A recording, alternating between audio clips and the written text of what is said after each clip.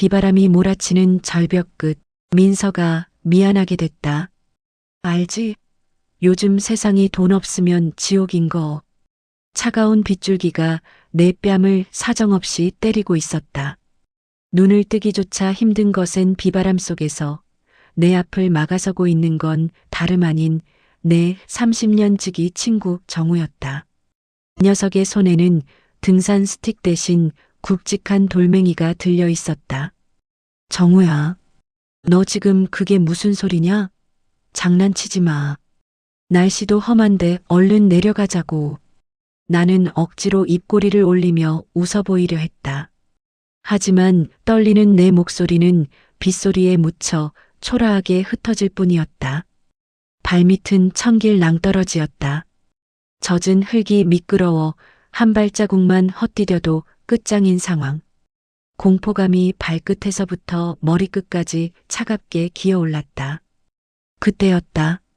정우의 뒤에서 우비 모자를 푹 눌러 쓴 또 한 사람이 걸어 나왔다. 정우 씨, 시간 끌 거 없어. 빨리 끝내. 나 추워. 그 목소리, 세상에서 가장 다정하다고 믿었던 내 아내 혜진이었다. 그녀는 나를 보며 웃고 있었다. 아니, 정확히는 나를 보는 게 아니라 내가 사라진 뒤 손에 쥘 보험증권을 상상하며 웃는 것 같았다. 혜진아, 당신이 왜 여기 있어? 집에서 쉰다며? 당신 눈치가 그렇게 없어서 회사 생활은 어떻게 했어? 꼭 말로 해야 알아? 당신 명의로 된 생명보험금 사망 시 50억이라며. 그거면 우리 둘 새 인생 시작할 수 있어. 아내의 입에서 나온 말은 비수보다 더 날카롭게 내 심장을 후벼 팠다. 30년 친구와 20년 산 아내. 내 인생의 전부였던 두 사람이 지금 나를 죽이려 하고 있다. 자, 민서가. 친구로서 마지막 예우다. 고통 없이 한 방에 보내줄게. 정우가 돌을 쳐들며 다가왔다. 으악! 번쩍이는 성광과 함께 나는 까마득한 절벽 아래로 몸을 던졌다.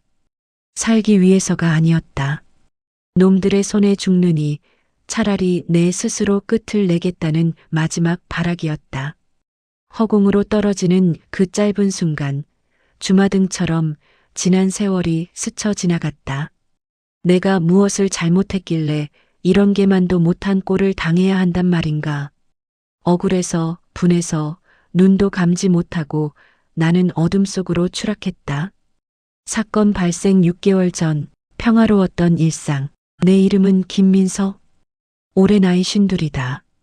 남들은 대기업 부장 달았다고 성공한 인생이라 치켜 세워주지만 실상은 매일매일 전쟁터 같은 회사에서 언제 잘릴지 몰라 전전긍긍하는 평범한 가장일 뿐이다. 가난한 시골 농부의 아들로 태어나 서울로 올라와서 정말 죽기 살기로 공부하고 일했다. 밥 먹을 돈을 아껴 참고서를 샀고 잠잘 시간을 줄여가며 업무를 익혔다. 그렇게 악착같이 산 덕분에 번듯한 아파트도 한 채 장만했고 남들 부러워하는 대기업 명함도 팔 수 있게 되었다. 내가 이렇게 앞만 보고 달릴 수 있었던 건 오로지 내 가족 때문이었다. 특히 내 아내 혜진이 덕분이라고 생각했다. 여보, 넥타이가 좀 비뚤어졌네. 가만 있어봐.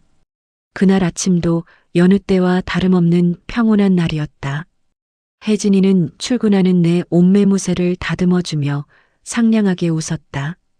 당신 요즘 회사 일 힘들지? 얼굴이 많이 상했어. 보약이라도 한 제 지어 먹어야겠네. 됐어. 보약은 무슨. 애들 학비 대기도 빠듯한데 내 몸 챙길 여유가 어디 있어. 당신이나 맛있는 거 사 먹어. 어머, 당신은 참. 자기가 건강해야 우리 식구도 먹여 살리지. 아참, 그리고 오늘 저녁에 정우 씨 온다고 했지? 내가 갈비찜 해놓을 테니까 일찍 들어와요. 혜진이의 말에 나는 피로가 싹 가시는 기분이었다. 혜진이는 나와 결혼할 때만 해도 가진 것 하나 없는 가난한 집 딸이었다. 하지만 불평 한마디 없이 시부모님 병수발을 다 들었고 내가 회사 일로 밤새우거나 출장을 갈 때도 묵묵히 집안을 지켜준 고마운 사람이었다. 그런 아내가 나는 늘 짠하고 고마웠다. 그래, 알았어. 정우 녀석, 오랜만에 보네. 맛있는 술 하나 사들고 갈게. 나는 아내의 배웅을 받으며 가벼운 발걸음으로 집을 나섰다. 그때까지만 해도 나는 꿈에도 몰랐다. 그 천사 같은 미소 뒤에 독사 같은 혀가 숨겨져 있다는 것을. 그리고 오늘 저녁 내 집을 찾아올 중마고 정우가 내 등에 칼을 꽂을 준비를 하고 있다는 것을. 그날 저녁 민석의 집 거실 퇴근길에 백화점에 들러 꽤 비싼 양주 한 병을 샀다. 정우 녀석 입이 워낙 고급이라 웬만한 술은 쳐다보지도 않는다. 박정우. 녀석은 나와 고등학교 동창이다. 학창 시절 워낙 덩치가 작아 괴롭힘을 당하던 나를 운동부였던 정우가 구해준 뒤로 우리는 둘도 없는 친구가 되었다. 성인이 된 후 나는 대기업에 취직했지만 정우는 사업을 한다며 여기저기 손을 댔다가 쫄딱 망하기를 반복했다. 그래도 친구라고 녀석이 어려울 때마다 내가 몰래 쌈짓돈을 챙겨주기도 했고 녀석이 술에 취해 신세 한탄을 할 때면 밤새워 들어주기도 했다. 아, 김민석, 너 진짜 출세했다? 이 비싼 술을 다 사오고 말이야. 현관문을 들어서자마자 정우가 너스레를 떨며 반겼다. 식탁 위에는 혜진이가 정성스레 준비한 갈비찜이며 잡채가 한가득 차려져 있었다. 어서 와라. 사업은 좀 어떠냐? 요즘 경기 안 좋다던데. 나는 양복 상의를 벗어 걸으며 물었다. 정우의 표정이 잠시 어두워지는가 싶더니 이내 능글맞은 웃음으로 바뀌었다. 말도 마라. 죽지 못해 산다. 근데 뭐 쥐구멍에도 벼뜰 날 있겠지. 오늘 같은 날 우울한 얘기 하지 말고 마시자. 재수 씨, 여기 술잔 좀 주세요. 우리는 술잔을 기울이며 옛날 이야기로 꽃을 피웠다. 고등학교 때 담을 넘다가 선생님한테 걸려 혼났던 일, 첫사랑한테 차이고 둘이서 펑펑 울었던 일. 술 기운이 오르자 경계심은 눈 녹듯 사라지고 오로지 따뜻한 우정만이 남은 것 같았다. 하지만 술병이 비어갈수록 정우의 눈빛이 묘하게 변하는 것을 나는 눈치채지 못했다. 녀석은 내 집 구석구석을 훑어보고 있었다. 거실에 놓인 값비싼 안마의자, 벽에 걸린 그림, 그리고 주방에서 과일을 깎고 있는 내 아내 혜진이까지. 그 눈빛은 단순한 부러움이 아니었다. 마치 굶주린 늑대가 먹잇감을 노려보는 듯한 탐욕스럽고 끈적한 시선이었다. 민석아, 너 보험은 많이 들어놨냐? 뜬금없는 질문이었다. 기분 좋게 취기가 오르던 나는 고개를 갸웃했다. 보험? 회사에서 들어주는 단체 보험 있고 실비 보험 몇 개 있지. 왜? 정우는 술잔을 만지작거리며 짐짓 심각한 표정을 지었다. 아니, 요즘 내 주위에 과로사하는 놈들이 하도 많아서 그래. 너처럼 대기업 다니는 애들이 스트레스 많이 받잖아. 혹시라도 너 잘못되면 재수 씨랑 애들은 어떡하냐? 미리미리 준비해놔야지. 그때 주방에서 과일을 들고 오던 혜진이가 대화에 끼어들었다. 맞아요. 정우 씨 말이 맞아. 나도 안 그래도 그 생각하고 있었는데. 여보, 당신 나이도 있고 하니까 종신보험 하나 큰 거 들어놓는 게 어때요? 요즘 100세 시대라는데 혹시 모를 사고 대비해서 든든하게 해놓으면 좋잖아. 두 사람이 마치 입이라도 맞춘 듯이 보험 이야기를 꺼냈다. 평소 혜진이는 돈 나가는 걸 싫어해서 보험 가입 전화를 받으면 1초 만에 끊어버리는 사람이었다. 그런데 갑자기 종신보험이라니? 그것도 큰 거로? 나는 잠시 의아했지만 술 기운 탓인지 깊게 생각하지 않았다. 친구는 내 건강을 걱정해주고 아내는 우리 가족의 미래를 걱정해주는 거라고 그렇게 좋게만 해석했다. 글쎄, 보험료가 만만치 않을 텐데 애들 유학 자금도 모아야 하고 내가 머뭇거리자 정우가 내 어깨를 툭 치며 말했다. 야, 돈이 문제냐? 사람이 문제지. 내가 아는 설계사 있는데 조건 아주 좋게 맞춰줄 수 있어. 사망보험금이 최대 50억까지 나오는 상품이 있다더라.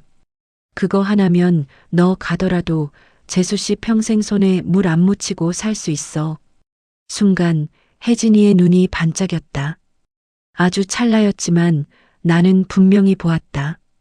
50억이라는 말에 아내의 동공이 미세하게 확장되는 것을, 그리고 입가에 스치는 묘한 미소를. 하지만 나는 고개를 저어 그 불길한 생각을 털어냈다. 설마 내 아내가 내 목숨값을 탐내겠어? 그냥 가족을 위한 마음이겠지. 나는 그렇게 내 직감을 무시했다. 그것이 내 인생 최대의 실수였다. 그래, 뭐, 당신이 원하면 한번 알아보기나 해. 정우, 내가 소개하는 사람이면 믿을 만하겠지. 내 허락이 떨어지자마자 혜진이와 정우가 서로 짧은 눈빛을 교환했다. 아주 은밀하고 기이한 시선 교환이었다. 마치 오랫동안 기다려온 사냥감이 덫에 걸렸다는 신호와도 같았다. 그날 밤 정우는 늦게까지 술을 마시고 돌아갔다. 나는 혜진이와 함께 뒷정리를 하며 물었다. 여보, 정우 녀석 요즘 많이 힘든가 봐. 아까 보니까 구두 뒤축이 다 닳았더라. 갈 때 택시비 좀 쥐어줄 걸 그랬나? 혜진이는 콧노래를 흥얼거리며 접시를 닦고 있었다. 평소 같으면 설거지 귀찮다고 투덜거렸을 텐데 오늘은 기분이 묘하게 좋아 보였다. 당신은 참 오지랖도 넓어. 정우 씨가 애예요?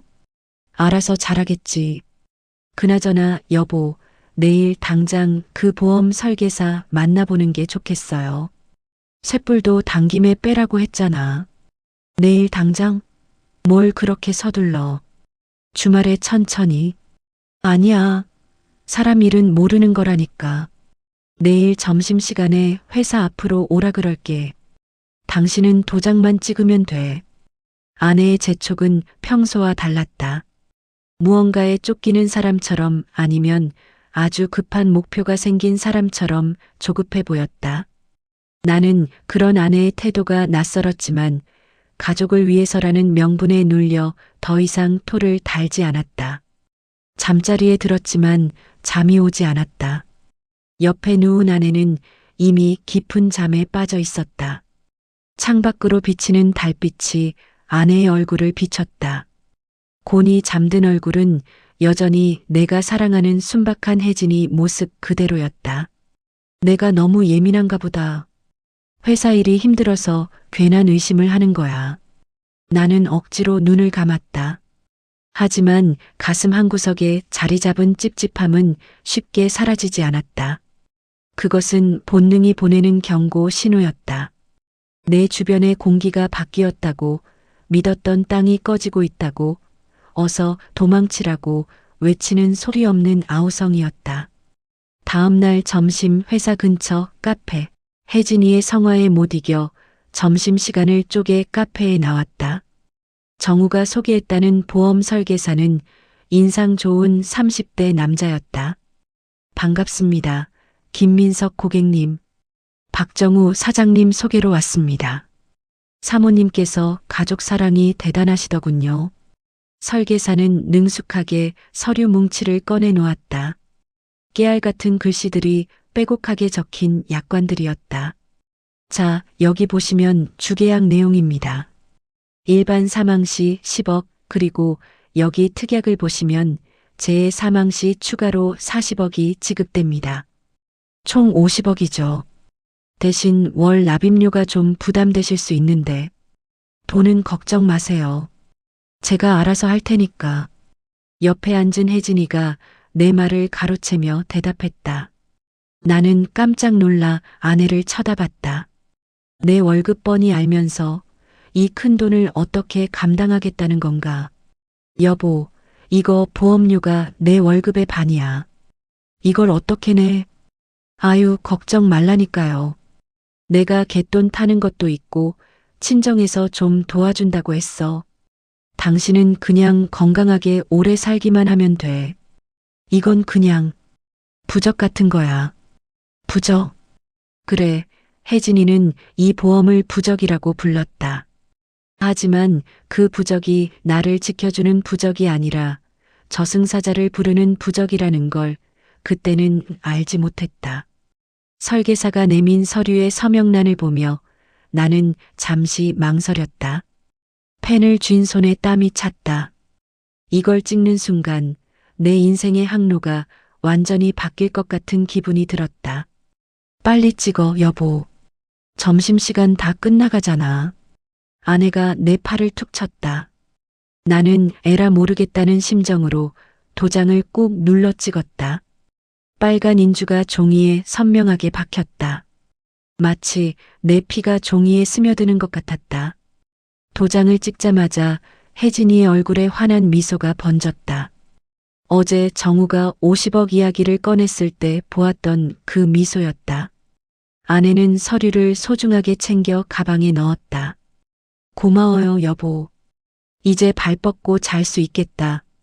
아내의 그 말이 왜 그렇게 서늘하게 들렸을까? 이제 발 뻗고 잘 수 있겠다는 말이 내가 아니라 아내가 편안해진다는 뜻이었을까? 사무실로 돌아오는 길, 발걸음이 천근만근 무거웠다. 엘리베이터 거울 속에 비친 내 얼굴은 왠지 모르게 잿빛으로 보였다. 오후 업무를 보는 둥 마는 둥 하고 있는데 휴대폰이 울렸다. 정우였다. 민서가 보험 가입했다며? 잘했다. 재수 씨가 얼마나 좋아하던지 나한테 고맙다고 전화까지 왔더라. 그래. 내 덕분에 큰 짐 하나 덜은 것 같다. 고맙다. 짐은 무슨. 야, 주말에 등산이나 갈래? 기분 전환도 할 겸. 내가 좋은 코스 알아놨거든. 사람도 별로 없고 경치 죽이는 곳이야.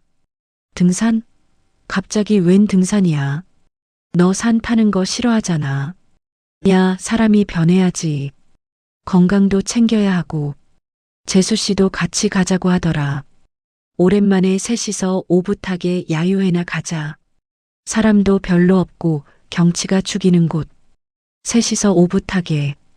정우의 제안에 나는 거절할 명분이 없었다. 아니, 오히려 친구와 아내가 나를 위해 신경 써주는 것 같아 고맙기까지 했다. 그래, 좋다. 이번 주말에 가자. 어디로 가면 돼? 그렇게 나는 제 발로 지옥으로 걸어 들어가는 약속을 잡고 말았다. 이것이 6개월 전 이야기다. 다시 현재 절벽 아래 숲속 차가운 빗물이 얼굴을 때려 정신이 번쩍 들었다. 온몸이 부서질 듯 아팠다. 팔다리가 내 마음대로 움직이지 않았다. 나는 덤불 속에 처박혀 있었다. 입에서 신음이 터져 나왔다. 떨어질 때 울창한 나뭇가지들에 걸리면서 충격이 완화된 모양이었다. 살아있었다. 아직 죽지 않았다. 위쪽을 올려다보니 까마득한 절벽이 보였다.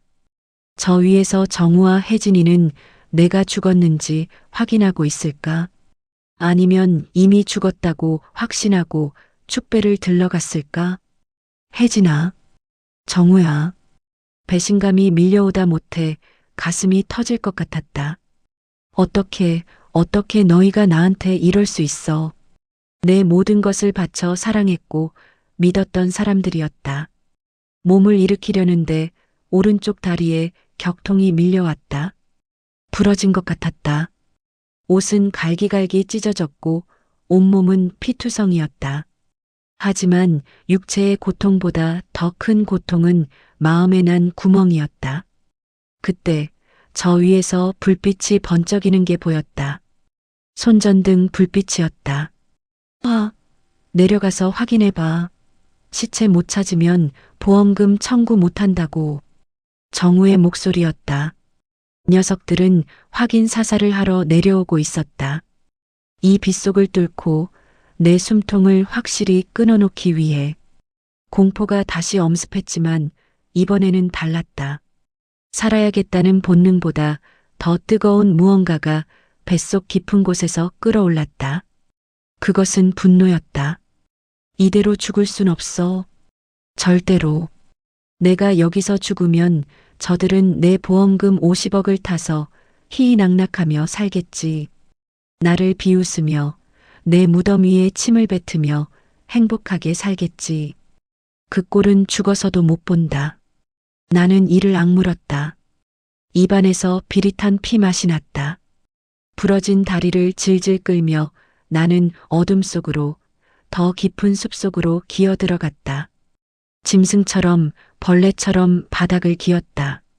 반드시 살아서 돌아간다. 돌아가서 피눈물이 무엇인지 너희들에게 똑똑히 보여주마. 내 복수는 지금부터 시작이다. 사건 당일 밤 절벽 아래 숲속 바스락. 마른 나뭇가지 밟는 소리가 천둥 소리보다 크게 들렸다. 내 심장 뛰는 소리가 고막을 찢을 듯이 쿵쾅거렸다. 나는 숨조차 제대로 쉴 수 없었다. 썩은 낙엽과 진흙 뒤범벅이 된 덤불 속에 몸을 구겨 넣은 채 나는 죽은 듯이 엎드려 있었다. 차가운 빗물은 계속해서 내 등 위로 쏟아졌다. 부러진 오른쪽 다리에서는 불에 타는 듯한 통증이 올라왔지만 비명조차 지를 수 없었다. 입을 틀어막은 내 손은 흙투성이었고 손톱 밑에는 이미 피가 맺혀 있었다. 어디로 떨어진 거야? 분명 이쪽 방향이었는데. 정우의 목소리였다. 바로 머리 위쪽 바위 근처였다. 녀석의 거친 숨소리가 들릴 만큼 가까웠다. 제대로 보고 민 거 맞아? 확실하게 처리했다며. 혜진이의 날카로운 목소리가 빗소리를 뚫고 들려왔다. 불과 몇 시간 전만 해도 나에게 따뜻한 밥상을 차려주던 그 목소리가 지금은 악기에 쉰 목소리처럼 들렸다. 아, 조용히 좀 해봐. 떨어지는 거 내 눈으로 똑똑히 봤어. 근데 워낙 어둡고 비가 와서. 하얀 손전등 불빛이 내 주변을 훑고 지나갔다. 불빛이 내 코앞, 불과 한 뼘 앞에 나뭇가지를 비췄을 때 나는 눈을 질끈 감았다. 제발, 제발 지나가라. 하나님, 부처님, 제발 저를 한 번만 살려주세요. 살아서 저 짐승들을 심판하게 해주세요. 야, 박정우. 저기 아래 강물 불어난 거 봐. 물살이 장난 아니야. 떨어지면서 강으로 휩쓸려 간 거 아니야? 혜진이가 짜증 섞인 투로 말했다. 그런가. 하긴 이 높이에서 떨어졌는데 살아있을 리가 없지. 바위에 부딪혀서 강으로 굴러 떨어졌으면 시체 찾기는 글렀네. 그럼 보험금은? 시체 없으면 실종 처리고 그러면 돈 나오는데 시간 걸린단 말이야. 걱정 마. 실종 신고하고 5년 지나면 사망 간주되니까. 아니면 며칠 뒤에 하류 쪽에서 퉁퉁 불어서 발견되겠지. 일단 올라가자. 나 다리 풀려서 더는 못 내려가겠어. 아? 정말 되는 일이 하나도 없어. 당신 믿고 여기까지 왔는데 이게 뭐야? 혜진이의 투덜거림이 점점 멀어졌다. 정우의 발소리도 희미해져 갔다. 그들이 완전히 사라진 것을 확인하고 나서야 나는 참았던 숨을 몰아쉬었다. 허? 뜨거운 눈물이 빗물과 섞여 볼을 타고 흘렀다. 죽음의 공포가 지나간 자리에 비참함이 밀려왔다. 보험금 50억? 그 돈 때문에. 혜진이는 시체를 못 찾으면 돈이 늦게 나온다며 짜증을 냈다. 내가 죽었는지 살았는지는 중요하지 않았다. 그녀에게 나는 그저 돈 나오는 자판기였고 처리해야 할 쓰레기였을 뿐이다. 혜진아, 내가 입고 있던 그 우비, 내가 지난달에 사준 거잖아. 비 오는 날 감기 걸리지 말라고 사준 건데, 그걸 입고 나를 죽이러 와? 나는 이를 악물었다. 부러진 다리를 질질 끌며 다시 움직이기 시작했다. 그들이 다시 돌아올지도 모른다는 공포, 그리고 여기서 멈추면 저체온증으로 죽을 거라는 본능이 나를 채찍질했다. 땅을 기어가면서 손바닥이 찢어지고 무릎이 까졌다. 흙탕물을 들이마시며 나는 짐승처럼 기었다. 머릿속에는 오직 한 가지 생각뿐이었다. 살아야 한다. 살아서, 반드시 살아서. 너희들이 웃는 꼴은 절대 못 본다. 며칠 뒤 어느 허름한 산막, 눈을 떴을 때는 낯선 천장이 보였다. 흙냄새와 약초 냄새가 진동하는 방이었다. 몸을 일으키려 했지만 전신을 두들겨 맞은 듯한 통증에 다시 털썩 주저앉았다. 깨어났나? 방구석에서 누군가 말을 걸어왔다. 허리가 구부정한 노인이 화로에 불을 지피고 있었다. 덥수룩한 수염에 남루한 옷차림. 산속에서 약초를 캐며 사는 사람 같았다. 여기가 어디입니까? 목소리가 쇳소리처럼 갈라져 나왔다. 어디긴 산속이지. 자네 운이 억세게 좋아. 비 그치고 나물 캐러 갔다가 웬 시체 같은 게 꿈틀거리길래 업고 왔어. 다리는 내가 대충 맞춰놨는데 병원 가서 다시 봐야 할 거요. 노인이 건네준 미지근한 물을 허겁지겁 마셨다. 물이 들어가자 정신이 조금씩 맑아졌다. 그리고 곧이어 현실이 파도처럼 밀려왔다. 며칠이나 지났습니까? 사흘 됐어. 사흘 내내 열이 펄펄 끓어서 헛소리를 해대더구만. 무슨 정훈이 혜진이니 하면서 죽여버리겠다고 고래고래 소리를 지르던데. 원한 살 일이라도 있었나? 노인의 말에 내 심장이 덜컥 내려앉았다. 사흘. 벌써 사흘이나 지났다. 놈들은 내가 죽었다고 확신하고 있을 것이다. 아니, 이미 장례 준비를 하고 있을지도 모른다. 경찰에는 신고 안 하셨죠? 내 눈빛이 흔들리는 걸 봤는지 노인은 쯧쯧 혀를 찼다. 산에 사는 늙은이가 경찰 부를 일이 뭐 있나? 전화기도 안 터지는 첩첩산 중인데. 그리고 자네 꼬라지를 보니 사연이 복잡해 보여서 그냥 뒀어. 안도의 한숨이 나왔다. 만약 경찰에 신고가 들어갔다면 정우와 혜진이 귀에도 들어갔을 것이다. 내가 살아있다는 사실이 알려지면 놈들은 다시 나를 죽이려 들게 뻔했다.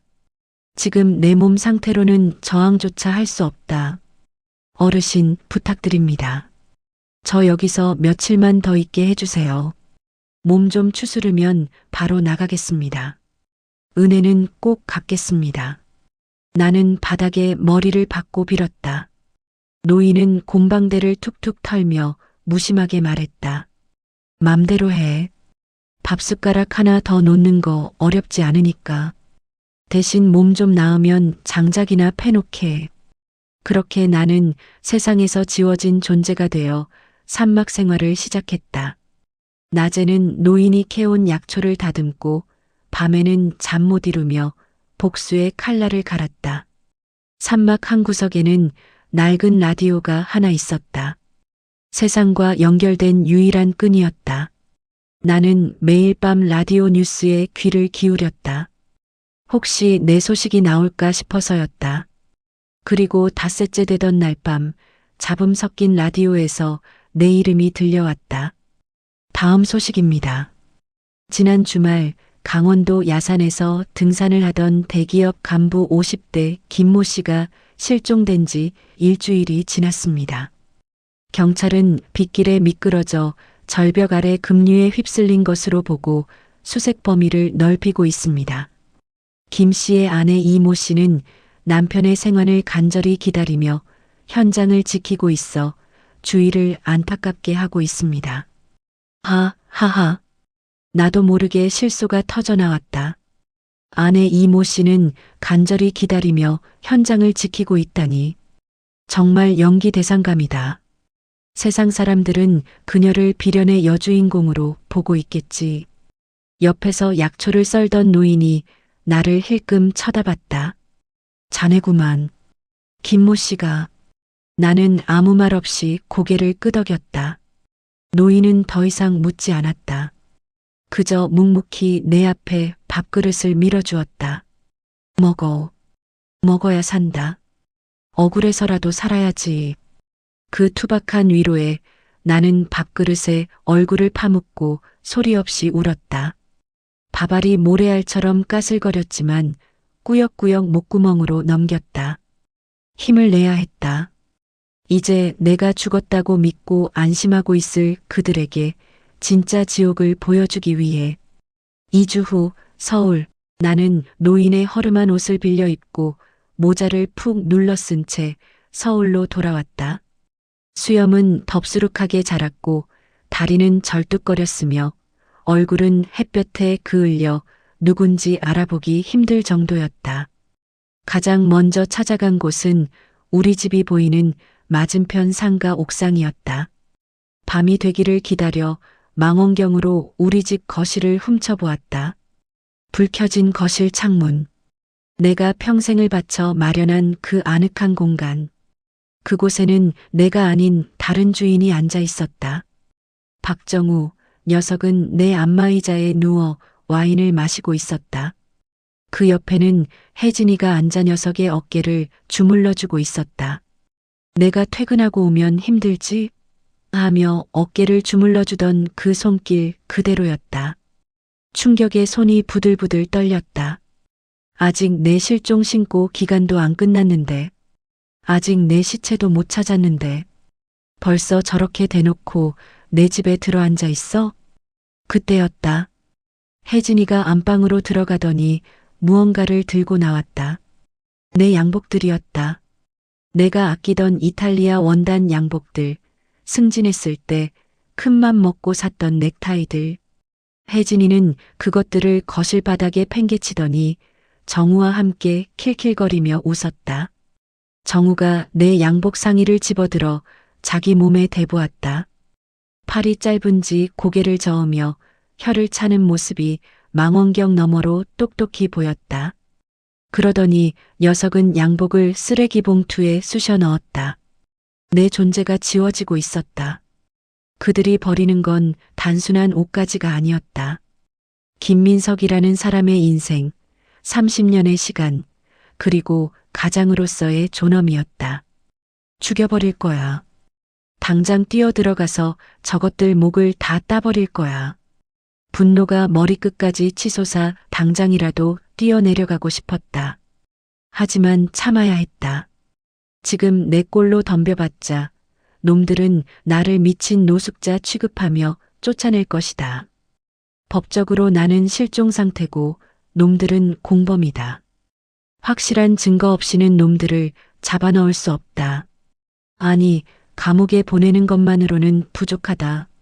내가 느낀 이 처절한 배신감, 공포, 절망. 이것을 똑같이, 아니 수백 배로 돌려줘야 한다. 나는 떨리는 손으로 망원경을 내리고 주머니를 뒤적였다. 산막에서 내려올 때 노인이 쥐어준 꼬깃꼬깃한 쌈짓돈 몇 푼이 전부였다. 그때 내 머릿속을 스치는 기억이 있었다. 10년 전 회사 비자금 문제로 시끄러웠을 때 내가 만약을 대비해 만들어둔 비밀 계좌. 혜진이는 물론이고 세상 누구도 모르는 나만의 비상금. 차명으로 만들어둔 거라 찾으려면 꽤 복잡한 절차를 거쳐야 하지만 지금 나에게 남은 유일한 희망이었다. 돈이 있어야 복수도 한다. 나는 절뚝거리는 다리를 이끌고 어둠 속으로 사라졌다. 내 집을 향한 마지막 눈빛에는 더 이상 슬픔이 담겨 있지 않았다. 오로지 서늘한 살기만이 감돌 뿐이었다. 며칠 뒤 도심의 한 오피스텔. 비밀 계좌에 있던 돈을 찾았다. 생각보다 꽤 큰 액수였다. 나는 그 돈으로 도심 외곽의 낡은 오피스텔을 하나 얻었다. 그리고 24시간 내 집을 감시할 수 있는 장비를 구입했다. 이제 나는 유령이다. 김민석은 죽었다. 지금부터 나는 그림자가 되어 놈들의 목을 조여갈 것이다. 본격적인 감시를 시작한 첫날, 나는 충격적인 사실을 알게 되었다. 도청 장치를 설치하기 위해 배달 기사로 위장해 내 집에 잠입했을 때였다. 현관 비밀번호는 이미 바뀌어 있었다. 다행히 혜진이가 자주 쓰던 번호 조합으로 어렵지 않게 문을 열고 택배 상자를 놓는 척하며 거실 소파 밑에 초소형 녹음기를 붙여두었다. 오피스텔로 돌아와 녹음된 파일을 재생했다. 잡음 섞인 소리 사이로 정우와 혜진의 대화가 흘러나왔다. 자기야, 민석이 사망 보험금 말이야. 설계사한테 물어보니까 실종 선고 떨어지기 전에도 갑을 형식으로 일부 받을 수 있다는데? 정우의 목소리였다. 정말? 얼마나? 한 5억 정도? 그거 먼저 받아서 우리 가게 자리 좀 알아보자. 저번에 봐둔 강남 상가 있잖아. 어머, 잘됐다. 안 그래도 민석이 카드로 긁은 거 카드값 막아야 하는데. 이 인간은 죽어서도 도움이 안 되니 보험금이라도 빨리 나와야지. 기가 찼다. 내가 죽어서도 도움이 안 된다고? 평생을 너 하나 보고 살아온 나한테? 그런데 이어지는 대화가 나를 더욱 얼어붙게 만들었다. 근데 자기야, 민석이 죽을 때 마지막에 눈 마주쳤어? 아니 왜? 아니 그냥 꿈자리가 좀 사나워서. 어제 꿈에 민석이가 나와서 나한테 그러는 거야. 내 친구 정우야, 내 아내 혜진아, 춥지 않니? 이러면서 시뻘건 눈으로 쳐다보는데 소름 끼쳐서 깼어. 정우의 목소리가 미세하게 떨리고 있었다. 놈도 인간인지라 죄책감, 아니 두려움을 느끼는 모양이었다. 아유, 겁도 많네. 죽은 사람이 뭘 어쩐다고 그래. 귀신이 어디 있어? 다 당신 마음이 약해서 그런 거야. 잊어버려. 우린 이제 행복할 일만 남았잖아. 혜진이의 목소리는 너무나도 태연했다. 어떻게 저럴 수 있을까? 내가 알던 그 여리디 여린 여자는 도대체 어디로 간 걸까? 아니면 애초에 그런 여자는 없었던 걸까? 그때 녹음기에서 낯선 남자의 목소리가 들렸다. 엄마, 나왔어. 아저씨도 와 계시네. 심장이 멎는 것 같았다. 그건 내 아들, 준호의 목소리였다. 유학 가서 방학 때나 들어오는 녀석이 왜 지금 집에 있는 거지? 게다가 아저씨라니? 정우를 말하는 건가? 우리 아들 왔어? 배고프지?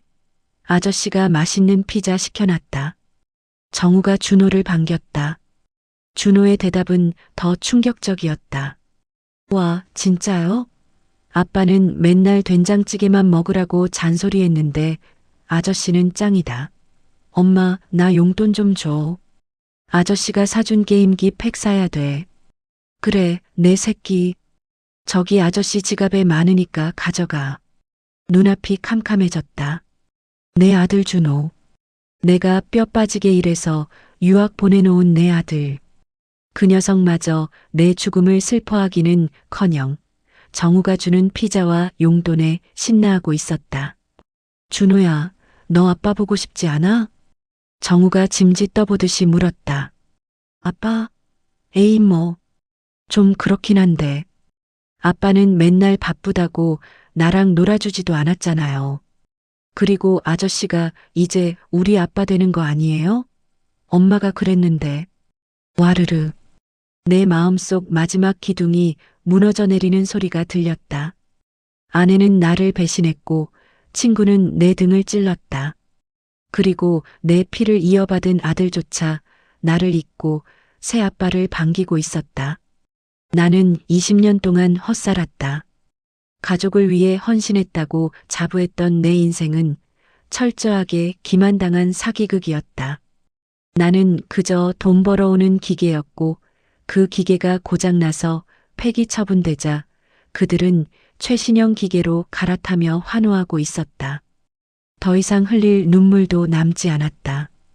가슴 속에서 뜨거운 불덩이가 치밀어 오르더니 차갑게 식어버렸다. 이제 복수는 선택이 아니다. 의무다. 저 썩어 빠진 위선을 낱낱이 까발리고 그들이 누리는 그 가짜 행복을 처참하게 짓밟아주는 것. 그것만이 내가 남은 생을 살아야 할 유일한 이유가 되었다. 나는 책상 위에 놓인 다이어리를 펼쳤다. 그리고 빨간 펜으로 꾹꾹 눌렀었다. 복수계획 1단계 의심의 씨앗. 놈들은 지금 가장 행복해하고 있다. 이 행복이 영원할 거라고 믿고 있다. 바로 그 믿음부터 깨부수어야 한다. 가장 믿었던 사람에게 배신당하는 기분이 어떤 건지 너희들에게도 똑같이 느끼게 해주마. 나는 휴대폰을 꺼내 발신 번호 표시 제한으로 혜진이에게 전화를 걸었다. 신호음이 길게 이어지다가 아내의 목소리가 들렸다. 여보세요?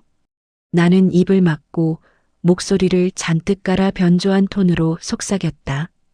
당신, 보험금 받으면 그걸로 뭘 하려고?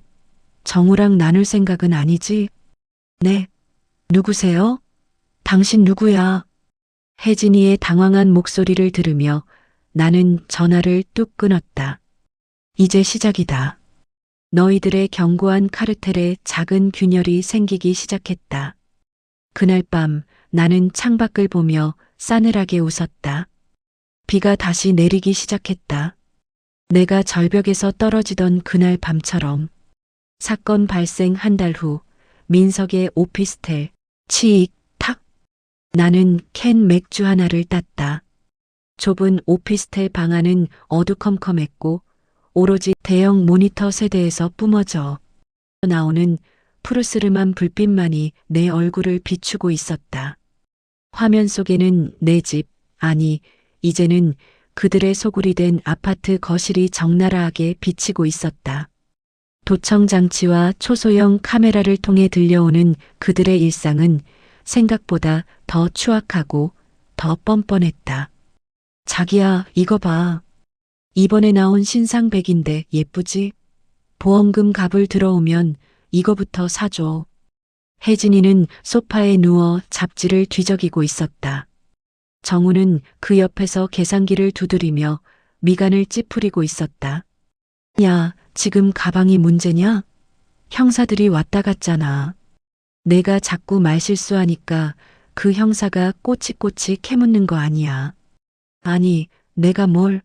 난 그냥 남편이 보고 싶어서 울었을 뿐인데. 당신이야말로 표정 관리 좀 해. 누가 보면 남편 죽인 범인인 줄 알겠어. 화면 속 두 사람은 서로를 탓하며 으르렁거리고 있었다. 사랑? 웃기지 마라. 그들을 묶어주던 건 오로지 돈이라는 끈 하나뿐이었다. 그리고 그 끈은 생각보다 훨씬 더 약하고 끊어지기 쉬운 것이었다. 나는 책상 위에 놓인 대포폰을 집어들었다. 지난번 발신 번호 제한 전화 한 통으로 혜진이는 며칠째 신경쇠약 증세를 보이고 있었다. 이제 두 번째 화살을 쏠 차례였다. 이번 타겟은 정우다. 나는 며칠간의 감청을 통해 정우에게 치명적인 약점이 있다는 걸 알아냈다. 녀석은 도박 빚이 있었다. 그것도 사채업자들에게 쫓길 만큼 막대한 빚이. 혜진이에게는 비밀로 하고 있는 것 같았다. 자, 박정우. 내 본심을 한번 떠볼까? 나는 문자를 작성했다. 발신자는 김 실장으로 설정했다. 정우가 돈을 빌린 사채업자의 이름이었다. 박 사장, 이자 입금 안 하네? 50억 생긴다더니 딴 주머니 찰 생각인가? 오늘까지 1억 안 보내면 재수 씨 찾아간다. 전송 버튼을 눌렀다. 화면 속 정우의 휴대폰이 띠링하고 울렸다. 정우가 휴대폰을 확인하더니 얼굴이 사색이 되었다. 녀석은 혜진이 눈치를 살피며 슬그머니 베란다로 나갔다. 나는 채널을 돌려 베란다 쪽에 설치해둔 도청 마이크 볼륨을 키웠다. 여보세요? 김 실장님? 아, 글쎄, 조금만 기다려 달라니까요. 보험금 나오면 한 방에 갚는다니까 왜 이래요? 정우의 목소리가 떨리고 있었다. 아니, 그 여자가 아직 돈을 못 받았어요. 네네, 알죠. 제가 그년 구워 삶아서 돈 타내면 바로 갚을 겁니다. 네. 아, 걱정 마십시오. 그년 멍청해서 지 남편 죽은 줄도 모르고. 아니, 아무튼 제가 다 알아서 한다니까요. 50억 중에 40억은 제 몫입니다. 그년한테는 10억만 쥐어주고 쫓아낼 거라고요. 걸려들었다. 나는 회심의 미소를 지으며 녹음 버튼을 눌렀다. 그년 멍청해서 10억만 쥐어주고 쫓아낼 거다. 이 한마디면 충분했다. 두 사람의 동맹을 박살내기에는 차고도 넘치는 폭탄이었다. 다음 날 저녁 민석의 집 화면 속 거실에는 냉랭한 기운이 감돌고 있었다. 정우는 초조한 듯 거실을 서성거렸고 혜진이는 식탁에 앉아 말없이 와인을 마시고 있었다. 나는 퀵서비스 기사를 통해 작은 상자 하나를 집으로 보냈다. 발신인은 적지 않았다. 띵동, 퀵서비스 왔습니다. 혜진이가 비틀거리며 일어나 인터폰을 받았다. 누구세요? 시킨 거 없는데요? 문 앞에 두고 갑니다. 혜진이가 현관문을 열고 상자를 들고 들어왔다.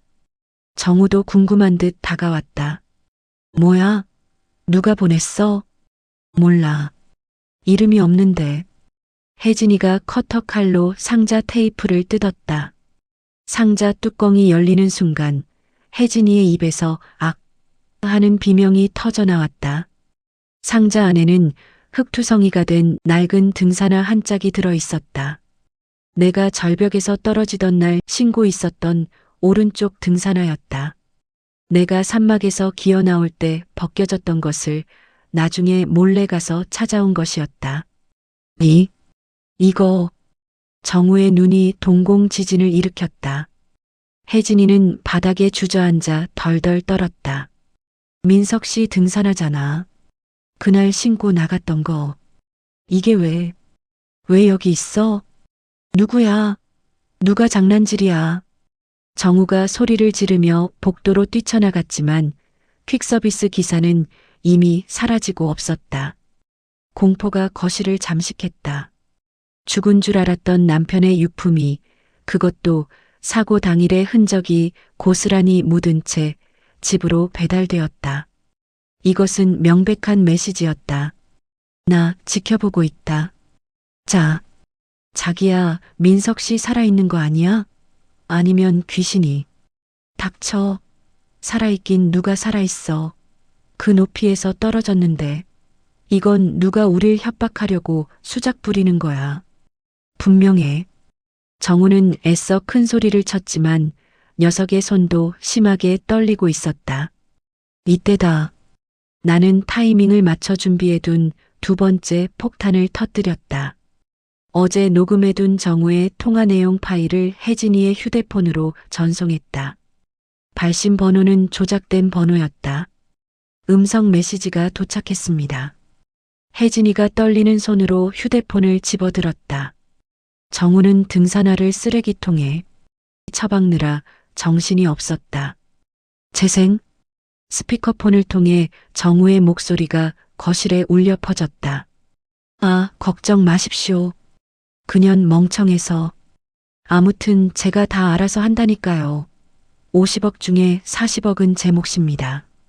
그년한테는 10억만 쥐어주고 쫓아낼 거라고요. 정적? 숨막히는 정적이 흘렀다. 정우의 동작이 멈췄다. 녀석이 천천히 고개를 돌려 혜진이를 바라보았다. 혜진이의 얼굴은 공포에서 순식간에 분노로 일그러졌다. 박정우, 너 지금 뭐라 그랬어? 혜진이의 목소리가 낮게 깔렸다. 아니 혜진아. 그게 아니고 저거 조작된 거야. 누가 우릴 이간질하려고. 조작? 네 목소리를 내가 몰라. 40억은 내 목. 나한테는 10억만 주고 쫓아내. 혜진이가 와인잔을 정우에게 집어던졌다. 쨍그랑 붉은 와인이 정우의 흰 셔츠에 피처럼 번졌다. 너 미쳤어? 그래, 미쳤다. 내가 미쳤지. 너 같은 놈을 믿고 내 남편을 죽였는데 네가 나한테 어떻게 이럴 수 있어? 빚 때문에 죽겠다며. 내가 보험금 나오면 빚 갚아준다고 했잖아. 근데 뭐 나를 쫓아내. 혜진이가 정우의 멱살을 잡고 흔들었다. 두 사람의 밑바닥이 드러나는 순간이었다. 점잖은 척, 사랑하는 척하던 가면이 벗겨지고 돈에 눈이 먼 괴물들의 민낯이 서로를 물어뜯기 시작했다. 이거 나. 야, 솔직히 말해서 그 보험 누가 들게 했어? 내가 설계사 소개 안 시켜줬으면 너 그 돈 구경이나 했을 것 같아? 그리고 절벽에서 민 건 나야. 내 손에 피 묻혔는데 당연히 내가 더 가져가야지. 정우가 혜진이를 거칠게 밀쳐냈다. 혜진이는 소파에 부딪히며 바닥으로 나뒹굴었다. 뭐라고? 야, 이 나쁜 놈아. 너 사업 망해서 갈 곳 없을 때 받아준 게 누군데? 민석 씨 몰래 내가 너한테 쓴 돈이 얼만 줄 알아? 누가 달래? 네가 좋아서 갖다 바친 거잖아. 늙은 남편 싫다고 나한테 꼬리칠 땐 언제고 이제 와서 딴소리야? 막장이었다. 듣고 있기 역겨울 정도의 폭언들이 오고 갔다. 화면 밖에서 지켜보는 나는 차가운 맥주를 한 모금 들이켰다. 속이 뻥 뚫리는 기분이었다. 그래, 더 싸워라. 더 처절하게 물어뜯어라. 너희들의 그 더러운 욕망이 너희 스스로를 파멸시킬 때까지. 그때 혜진이가 부엌으로 달려가 식칼을 집어들었다. 나가. 당장 내 집에서 나가. 돈이고 뭐고 필요 없어. 다 내 거야. 칼을 들어. 진짜 눈에 뵈는 게 없나 보지? 좋아. 누가 이기나 해보자. 어차피 우린 한 배 탔어. 내가 잡혀가면 너도 살인교사로 감방 가는 거야. 알아? 정우가 비릿하게 웃으며 다가갔다. 녀석은 혜진이의 약점을 정확히 알고 있었다. 공범이라는 사실. 그것이 혜진이를 꼼짝 못하게 만드는 족쇄였다. 혜진이는 칼을 든 손을 부들부들 떨면서도 차마 찌르지는 못했다. 그저 악에 바친 비명만 지를 뿐이었다. 아, 꺼져. 제발 꺼지라고. 결국 정우는 혜진이의 발광에 못 이겨 겉옷을 챙겨 들었다. 더러워서 나간다, 나가. 흥분 가라앉히고 머리 좀 식혀. 그리고 명심해. 보험금 청구 서류에 도장 안 찍으면 내가 경찰서 가서 다 풀어버릴 거니까. 정우가 현관문을 쾅 닫고 나갔다.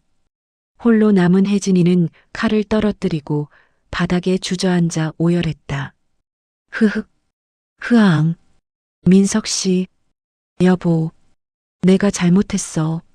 살려줘. 이제 와서 내 이름을 부르며 찾는 꼴이라니. 역겨웠다. 그녀가 찾는 건 내가 아니라 자신을 지켜주던 안전한 울타리였을 뿐이다. 그 울타리를 제 손으로 부숴놓고 이제 와서 춥다고 징징대는 꼴이라니. 나는 모니터를 끄지 않았다. 그녀가 고통스러워하는 모습을, 공포에 질려 말라가는 모습을 밤새도록 지켜볼 생각이었다. 다음 날 새벽 정우의 행방. 집을 나온 정우는 갈 곳이 없었다.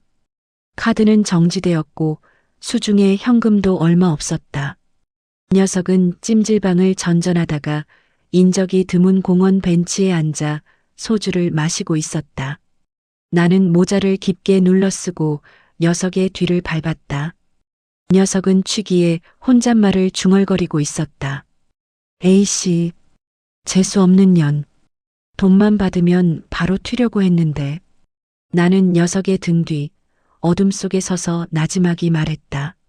목소리를 변조할 필요도 없었다. 정우야, 술맛 좋냐? 누구? 정우가 화들짝 놀라며 뒤를 돌아보았다. 하지만 나는 재빨리 나무 뒤로 몸을 숨겼다. 어두운 가로등 불빛 아래에는 아무도 없었다. 뭐야? 내가 헛소리를 들었나? 녀석은 고개를 절레절레 흔들며 다시 술병을 들었다. 친구야, 날씨도 추운데 그만 마시고 일어나지 그래. 이번엔 반대쪽에서 속삭였다. 정우가 비명을 지르며 벌떡 일어났다. 소주병이 바닥에 떨어져 산산조각이 났다. 누구야? 나와. 어떤 새끼야? 녀석은 허공에 대고 주먹질을 해댔다. 공포. 원초적인 공포가 녀석의 눈을 지배하고 있었다. 나야. 내가 절벽에서 밀어버린 내 친구 민석이. 나는 어둠 속에서 천천히 걸어나갔다. 모자챙에 가려 얼굴은 보이지 않았지만 녀석은 본능적으로 알았다. 내가 누구인지. 민서가? 정우가 뒷걸음질 쳤다. 다리가 풀렸는지 비틀거리다가 벤치에 걸려 넘어졌다. 아니야. 넌 죽었어. 내가 확인했는데. 귀신이야. 저리 가. 저리 가라고. 녀석은 엉금엉금 기어서 도망치려 했다. 나는 굳이 쫓아가지 않았다. 지금 녀석을 잡는 건 재미없다. 더 피를 말려야 한다. 정우야, 내 돈 50억. 그거 내 목숨값이야. 조만간 받으러 갈게. 나는 그 한마디를 남기고 다시 어둠 속으로 사라졌다. 뒤에서 정우의 처절한 비명이 들려왔다. 으악, 살려줘. 며칠 뒤 혜진의 상황. 혜진이는 집 밖으로 한 발자국도 나오지 못했다. 집안의 모든 거울을 신문지로 가려버렸다. 거울을 볼 때마다 내 환영이 보인다고 했다. 그녀는 식음을 전폐하고 말라가고 있었다. 하지만 아직 부족하다. 그녀가 가장 아끼는 것, 그녀가 목숨보다 소중하게 여기는 것, 바로 내 아들 준호. 유학 중이라던 준호가 한국에 들어와 있었다는 건 학교에서 문제를 일으켜 정학이나 퇴학을 당했을 가능성이 컸다. 나는 뒷조사를 통해 준호가 강남의 클럽들을 전전하며 유흥비로 내 돈을 탕진하고 있다는 사실을 알아냈다. 나는 준호가 자주 가는 클럽룸에 카메라를 설치했다. 그리고 녀석이 마약을 하는 장면을 포착했다. 아버지의 피 같은 돈으로 마약이라니. 가슴이 쓰렸지만 이것 또한 복수의 도구가 될 것이다. 나는 그 영상을 편집해서 혜진이에게 보냈다. 당신 아들 아주 잘 놀던데? 이 영상 경찰에 넘어가면 어떻게 될까? 보험금? 그거 받아서 아들 변호사 비용으로 다 써야 할걸? 문자를 보내자마자 혜진이에게서 전화가 왔다. 이번엔 받았다. 여보세요. 당신 민석 씨지? 맞지? 제발 우리 준호는 건드리지 마. 다 내가 시킨 거야. 준호는 아무것도 몰라. 혜진이가 울부짖었다. 몰라. 아빠가 죽었는데 새 아빠랑 피자 먹으며 낄낄거리던 놈이.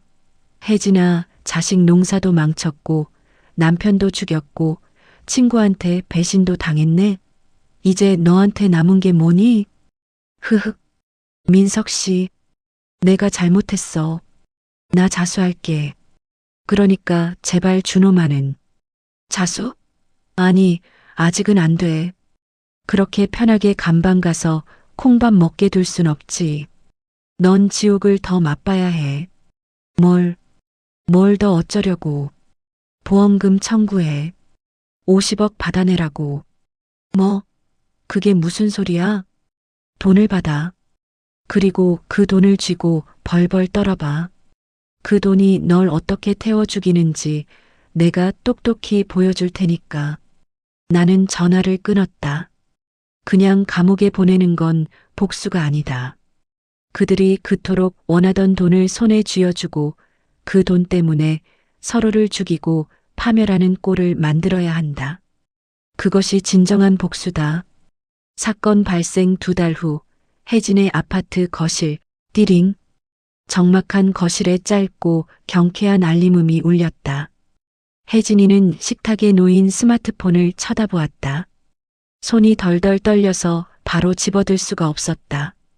마른 침을 꿀꺽 삼키고 그녀는 조심스럽게 화면을 터치했다. 입금 보험금 지급 50억 원 잔액 50억 35만 원. 허? 혜진이의 입에서 바람 빠지는 소리가 났다. 50억? 평생 만져보지도 못한 영의 행렬이 작은 화면 속에 찍혀 있었다. 심장이 미친 듯이 뛰었다. 기쁨 때문인지 공포 때문인지 분간이 가지 않았다. 드디어 들어왔어. 내 돈. 아니, 우리 돈. 혜진이는 휴대폰을 가슴에 품고 미친 사람처럼 웃기 시작했다. 하하, 맞지? 김민석, 당신이 아무리 귀신 흉내를 내봤자 돈은 나한테 들어온다고. 이제 끝이야. 이 돈이면 한국 뜨면 돼. 준호 데리고 미국이든 유럽이든 가서 새 인생 살면 그만이라고. 그녀는 벌떡 일어나 거실을 빙글빙글 돌았다. 마치 춤이라도 추듯이. 하지만 그 환희는 오래가지 못했다. 쿵, 쿵, 쿵.